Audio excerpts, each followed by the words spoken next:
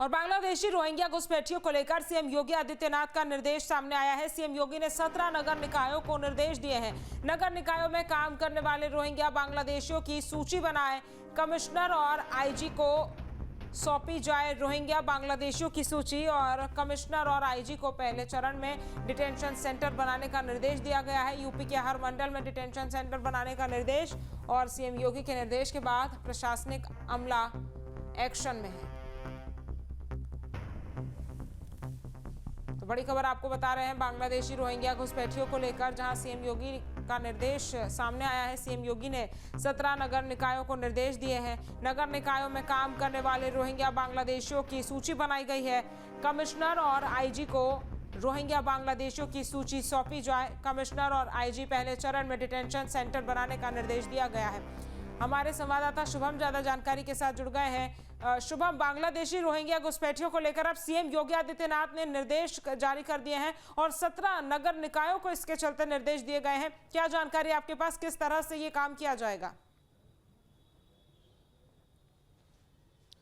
जी बिल्कुल, देखिए कि रोहिंग्या और उसके साथ साथ बांग्लादेशी घुसपैठियों को लेकर के लगातार उत्तर प्रदेश में विशेष तौर पर तमाम तरह के ऑपरेशन चलते आ रहे हैं और इसी कड़ी में अब मुख्यमंत्री योगी आदित्यनाथ की तरफ से 17 निकायों को दिशा निर्देश दिए गए हैं कि बांग्लादेशी और रोहिंग्याओं को लेकर के विशेष तौर पर इन 17 निकायों को दिशा निर्देश दिए गए, जिसमें साफ तौर पर कहा गया है कि इसे लेकर आईजी और कमिश्नर सूची बनाएं और साथ ही साथ क्योंकि बहुत सारी जगहों पर ये सभी इन निकायों में अलग अलग जगहों पे लोगों के घरों में काम करते हैं, लिहाजा इसके सुरक्षा के मद्देनज़र विशेष तौर पर ये पूरा अभियान चलाया जाएगा, जिसके तहत आईजी और कमिश्नर को ये कहा गया है कि वो डिटेंशन सेंटर बनाएं और वहां पर इससे संबंधित जो भी लोग वहां पर पहुंचे उनकी पूरी पड़ताल की जाए और सूची बनाने के बाद ये पता किया जाए कि आखिर ये सब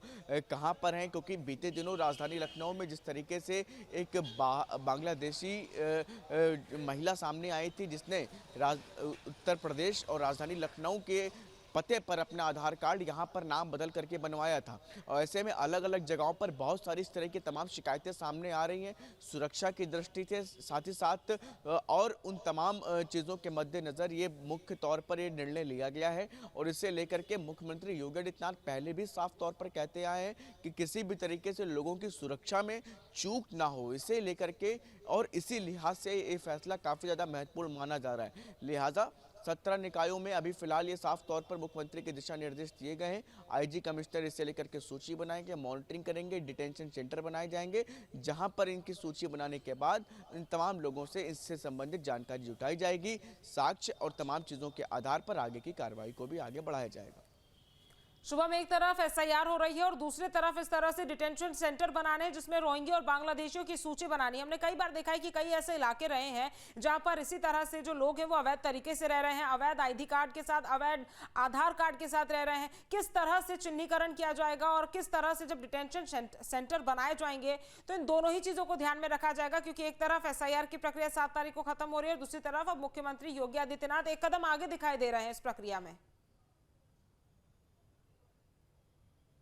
जी बिल्कुल, देखिए बात अगर मुख्यमंत्री योगी आदित्यनाथ की करें तो साफ तौर पर जैसे कि पहले भी उन्होंने कहा कि किसी भी तरीके से सुरक्षा के साथ लोगों की खिलवाड़ नहीं होना चाहिए और इसके साथ ही साथ जो घुसपैठिए हैं नाम बदल करके यहाँ का आधार कार्ड बनवा करके रह रहे हैं तो ऐसे लोगों के खिलाफ कठोर कानूनी कार्रवाई हो, ये भी सुनिश्चित करने का काम किया जाएगा। और लगातार इस तरीके से उत्तर प्रदेश में बहुत सारी जगहों पर इस तरह के मामले सामने आए थे, क्योंकि बहुत सारे लोग बाहर से हैं, अगर वो अपने वास्तविक पते के साथ, वास्तविक नाम के साथ रहें तो किसी भी तरीके से कोई हर्ज नहीं रहता, लेकिन अगर वो नाम बदल करके यहाँ की नागरिकता लेकर के, यहाँ का अवैध रूप से नागरिकता लेकर के और यहाँ के आधार कार्ड बनवा करके इस तरह के काम अगर कर रहे हैं, गैर कानूनी काम कर रहे हैं, तो निश्चित तौर पर इनके ऊपर कड़ी कार्रवाई की बात कही जा रही थी। और उसी दिशा में मुख्यमंत्री योगी आदित्यनाथ ने अब सख्त निर्देश दिए हैं अधिकारियों को कि ऐसे लोगों को चिन्हित करें, डिटेंशन सेंटर बनाएं, सूची बनाएं और कठोरतम कार्रवाई की जाए, जिससे कि किसी भी तरीके से अगर कोई अवैध रूप से इस तरह से काम करने का प्रयास कर रहा है तो उनको एक सबक दिया जा सके। शुभम, कितना समय इसके लिए दिया गया है या फिर अभी कोई समय सीमा निर्धारित नहीं की गई है ये सूची बनाने की, क्योंकि पूरा प्रदेश, उत्तर प्रदेश में किस तरह से इसको किया जाएगा, क्योंकि कमिश्नर और आईजी को सूची देने के लिए कहा गया है, कौन कौन वो लोग होंगे जो इस पूरी प्रक्रिया को करेंगे? जी बिल्कुल, देखिए कमिश्नर के अंतर्गत तमाम ऐसे जो अधिकारी होते हैं उनको ये जिम्मेदारी सौंपी जाएगी। और बात करेगा समय सीमा की, तो समय सीमा तय नहीं की गई है क्योंकि यह लंबा चलने वाली पूरी प्रक्रिया है। जल्दबाजी में किसी भी तरीके से कोई निर्दोष भी ना इसमें फंसे, तो लिहाजा कोई समय सीमा नहीं है। समय लेकर के व्यापक ढंग से बेहतर तरीके से इस पूरी प्रक्रिया को पूरा किया जाए और जो सूची तैयार की जानी है उसमें भी कोई किसी भी तरीके से बेहतर कार्रवाई जो होनी है वो सुनिश्चित बेहतर तरीके से पारदर्शी तरीके से हो, ये तय करने का काम फिलहाल अभी दिया गया है कमिश्नर और आईजीएस को। तो पुलिस और प्रशासन और इन सबकी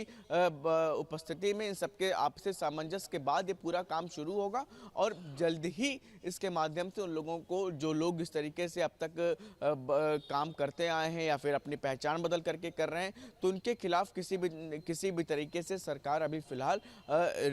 किसी भी तरीके से यहाँ पर ढीले रवैये में नजर नहीं आ रही है। सख्त से सख्त जो भी कानूनी प्रक्रियाएं होती हैं उसके तहत अगर किसी भी व्यक्ति ने इस तरह का प्रयास भी किया है तो उसके खिलाफ कठोरतम कार्रवाई की तैयारी। ठीक है शुभम, तमाम जानकारी हम तक पहुंचाने के लिए आपका बहुत बहुत धन्यवाद। जहां भक्ति है हर शब्द में, कथाओं में छिपे हैं दिव्य रहस्य और ज्योतिष देता है जीवन को दिशा। धर्म से जुड़ी हर बातों को जानने के लिए हमारे चैनल स्तुति को सब्सक्राइब करें। चैनल पर जाने के लिए इस लिंक पर क्लिक करें।